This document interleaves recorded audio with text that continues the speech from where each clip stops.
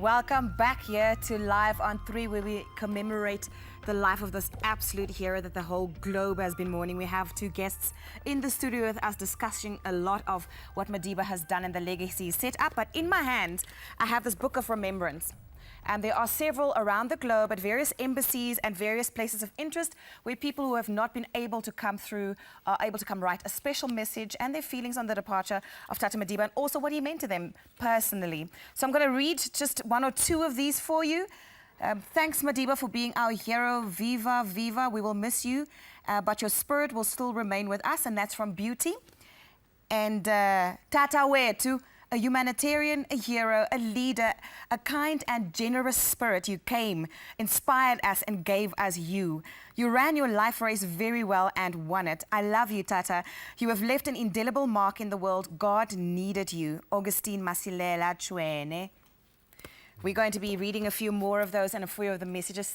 So, yeah, gosh, I'm actually going to write as well. I don't know about you, Shaka, but I, because of work, never got a chance to actually go write in any book or to go stand in a queue. So I'm going to take a chance later to write in this book as well and make sure. Use your best handwriting, Elu. My best. Use your best. South Africans, let's see your best handwriting on the social media platforms. Thank you for the messages that you've currently sent out. We'll be getting to them shortly as well. Now, we've all seen so far the now, but the big question, I suppose, for many of us is the where did he come from? Who and what it is that made this person?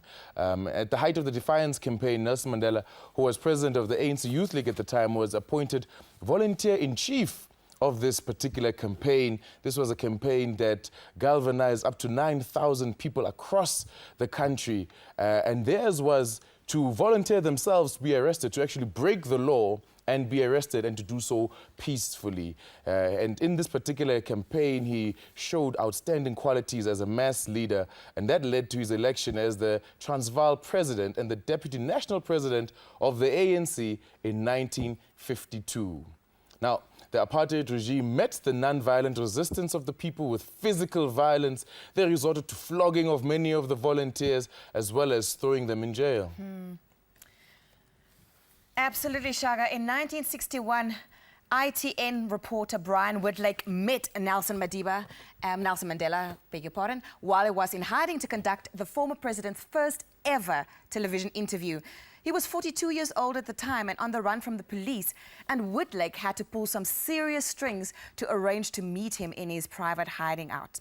In studio, we obviously still have our two guests here speaking about that.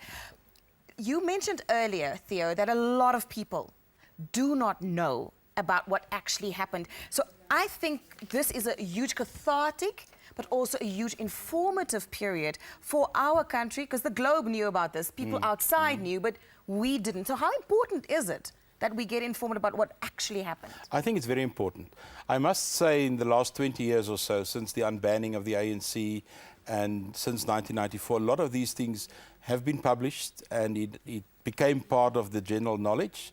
But I think at least in the first years of South Africa after 1994, there was a lot of learning to take place about things that other people knew about and we didn't know about. And if you knew about it, maybe you were in the underground or part of the struggle, but normal South Africans just didn't know it. I mean, if you look at 1948 as a very important date where the National Party took over, in terms of the political dynamics of South Africa of then, the Afrikaner were then in a process of consolidating its power vis-à-vis English, vis-à-vis the English-dominated business environment. And then at the same time came black demands for political rights. So in a historical perspective, although the Afrikaners should have understood where it came from, they just were not in that mindset. And that's why some of these reports about how the police acted from then through the Defiance campaigns, Sebokeng, and everything that followed from there, it is clear that this came at a time when the then government was in a different mood in terms of black wants, black political rights, and what blacks wanted. So there's an explanation for why it happened, but I mean, this is part of the thing that we are now making peace with. Right. I mean, I like how you've really set the context for this particular next clip. This is a clip that basically speaks where the then president of the ANC Youth League, Nelson Mandela, speaks about the experience of the African people and the resistance that their protest got from the apartheid government. Many people will feel that the reaction of the government to our stay at home, ordering a general mobilization, arming the white community, arresting 10,000s of Africans, the show of force throughout the country. Notwithstanding our clear declaration that this campaign is being run on peaceful and non-violent lines, close the chapter as far as our methods of political struggle.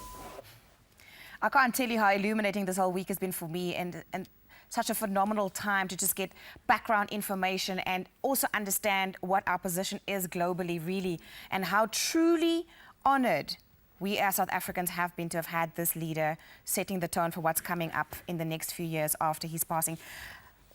Prof. Chris, I want to know, I saw something on Twitter. This is something very fascinating about social media. You know, people have access to a platform to voice opinions and show photographs. And there was a little photograph of David Cameron saying he actually voted for persecution and the killing of Madiba in the 80s, and now Madiba is a hero. On the international front, there's a lot of that sort of 180-degree flip that has happened for people because they now had the full picture after all this time. And now they get to take the full picture, you know, at the funeral.